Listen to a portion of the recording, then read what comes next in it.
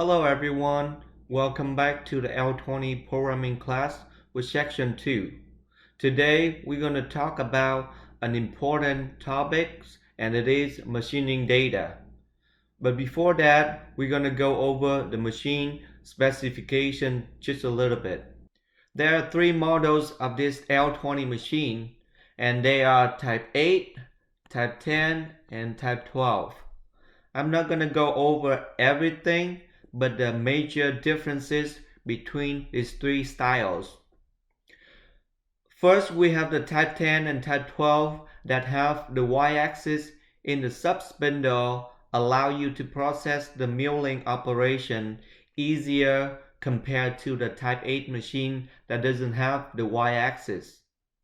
Also, the type 10 and type 12 have more station on the front drilling tool and the back drilling tools. Then the type 12 machine is more advanced compared to the other types machines because it has live tools on the B-axis that can be programmable with 5-axis and bolt cutting at the same time. On your screen is the tool layout on the L20 type 8, and then this picture right here is showing you how the machine is geared up with all the toolings. This picture also shows you the tool station with the dimension of all the station on the machine. There are two ways that we can run the machine on this L20. So first we can run the machine with the guide bushing right here, or we can take the guide bushing up and then you can see nothing right here. So the machine can run without the guide bushing, and then the main spindle can travel all the way to the front to work as a checker mode. On the screen you can see the main spindle control X1, Z1 and Y1 axis. In the back spindle, we have X2, Z2 axis controlled by the sub-spindle. The Y2 axis is option for the type 10 and type 12 machine. The B axis right here is only used for the type 12 machine, and it can be programmable with an angle from 0 degree to 90 degree, and it can work for the main spindle and the sub-spindle as well. Now we're going to enter the main topic for today, and it is MC data, or you can call it machining data. With the machining data, you have to understand what kind of measuring system that apply for your machine, and then you're going to enter the value under inch or millimeter. First, we're going to have bar stock OD. So bar stock OD is very simple. You're going to record the OD diameter right here of the material and then simply input the value right here. Tool positioning point. Tool positioning point is reading in diameter, and basically it is the point that the tip of the tool gonna index to when you call up the tool, and it's gonna be on top of the material by half of the value that you input in here. So the distance right here or here is gonna be 100,000. Cut-off tool. Most of the time on the Citizen-Cincom machine, you're gonna see the station number 1 is used for the cut-off. And the reason why is clearance. What I mean by that is when you set up all the tools with the same diameter, the cut-off tool, it will stick a little bit further than the rest of the tool. And when the sub-spindle come in for pickup on the cut-off operation, all the tool in the front ID tool, it will be clear with the tool on the gang rack.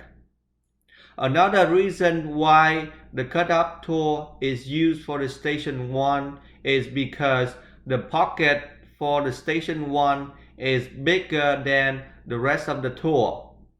In this case, on the L20 machine, the first pocket used for the cut-up tool is 5/8 square shank compared to the 1/2" square shank of the other tools. Cut-up speed and cut-up feed.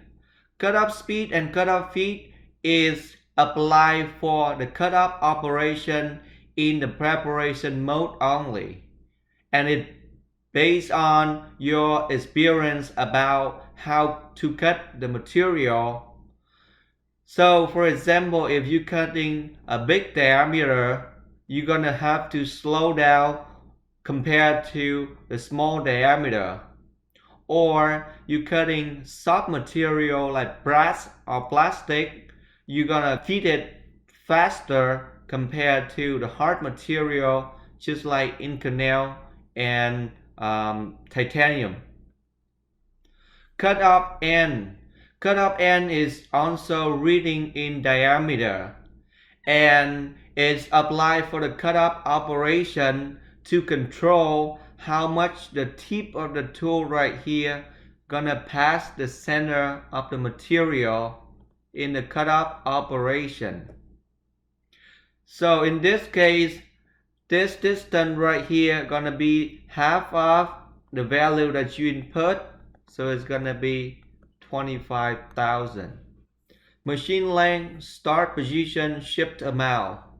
Machine length is the stroke that the main spindle requires in order to complete one cycle, not one part. And the reason why is you can have multiple parts to be done in one chucking. So you can have different number in here than one. So maybe you have 5 or whatever the number that the stroke of the main spindle allow you to complete how many parts. The distance right here is the machine length, and how I'm gonna calculate it is the machine length, which is ML, equal with part length plus an extra of 3/4 of an inch, and whatever the number come up after this, I will put it in here. Back chuck extend length. When you use extension nose collet, you're gonna record the number from the face of the collet right here to the face of the back spindle cap to input the number in the box right here. And if you don't use the extension nose collet, this value in the box right here, it will equal 0. Backwork extend length. Backwork extend length is how much material gonna sticking out of the face of the collet after the cut-up operation. And then remember I said the face of the collet, not the face of the cap. The reason is when you use the extension nose collet, and then you have to record the distance from the face of the part right here to the face of the extension nose collet. Whatever the number that you come up with, you're gonna input in here. Guide bushing type. We have two ways in order to run the machine. First way is gonna be guide bushing. That means we're gonna use the guide bushing in order to support the material while the main spindle gonna push the material through the guide bushing in order to run. The other way is gonna be guide bushing less. So the guide bushing less, we're gonna take off completely the whole unit for the guide bushing, and then now the main spindle, it can travel all the way to the front and become chucker mode. Stopper number. If you're gonna use a stopper in order to stop the material pushed out by the bar loader, the station of the tool is gonna be the tool number 20.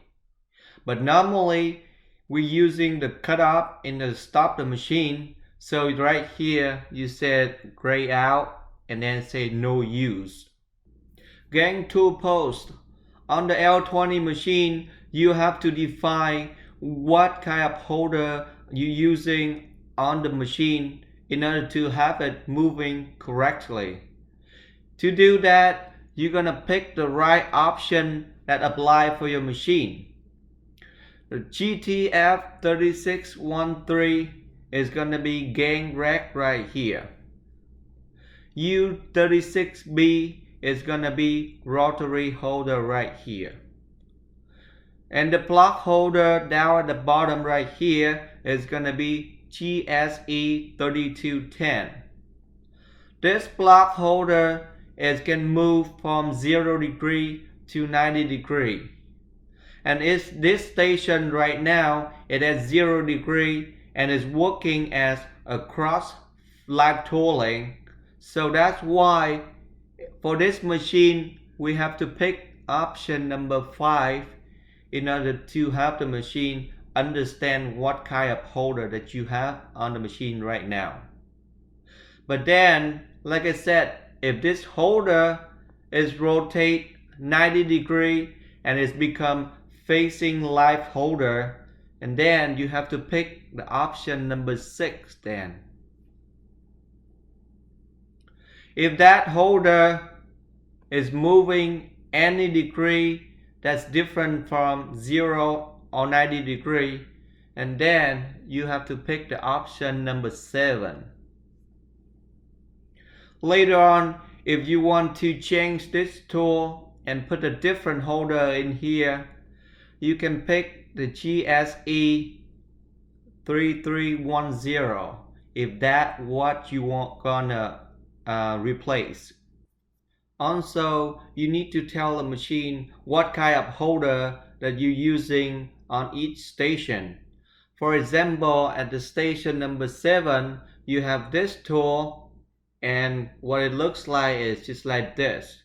If you want to change this holder into this one, and then you're gonna pick the option number 2 for that station, and then the machine, it will know that you have no longer using this holder on the station number 7, but this one, or you can choose this one, whichever one that you want to do.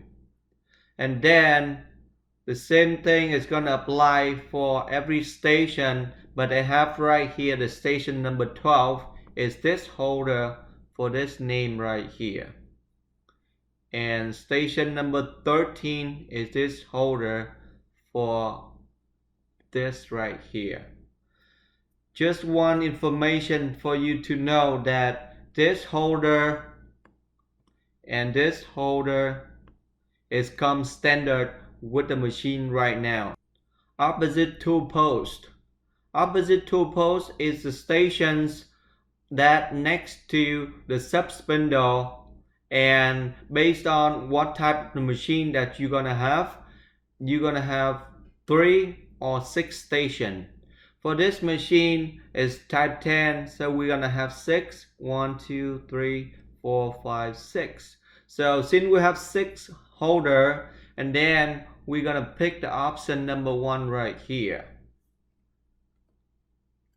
Back tool post, the same thing. It depends on what type of machine that you have. You're gonna have 4 or 8 station. In this machine, we have 1, 2, 3, 4, 5, 6, 7, 8, and it's 8 station holder. And we don't have this holder in the back side, so that's why we have to pick the option number 1. So the machine know that we have 8 station holder only in the back tool post. Back spindle. So back spindle, we have 3 choices. The first one is going to be standard, is whatever you see right here, that we're using the sub spindle with the collet inside, and then go in and pick up the part and transfer to the back side to work and finish the part. Basket. Some company, they decide they don't want to leave the collet mark on their parts, so that's why they're gonna order the basket. It's gonna attach to the face of the sub spindle just like this, and they're gonna have to finish everything on the main spindle side, and the basket just come in to catch the part and then dump it in the chute. Last one is going to be support. So support is used for turning the long parts. So whenever you have the long part to turn, you can think about support. Some extra information right here about the L20 Type 9 machine. So this is how it looked for the machining data on the L20 Type 9. It's just a little bit different, but you still have to find out all the information about holder that you're using on the machine and just input in here. But other than that, everything else just working the same. So we just finished this topic today right here. I hope you're gonna follow for more videos related to the L20 programming class. But for right now, I have to say thank you for listening and bye bye.